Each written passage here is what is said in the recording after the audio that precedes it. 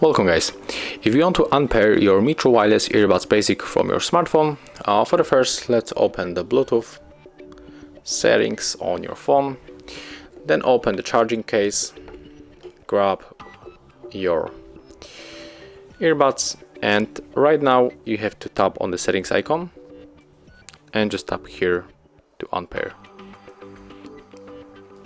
And when we go back, we can see that they are not anymore in the paired devices.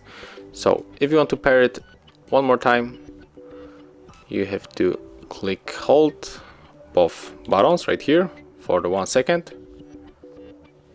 release, and right now we can tap here to pair them one more time.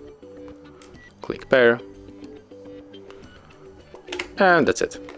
Thank you guys for watching. Leave thumbs ups, comments, and subscribe to our channel. See ya!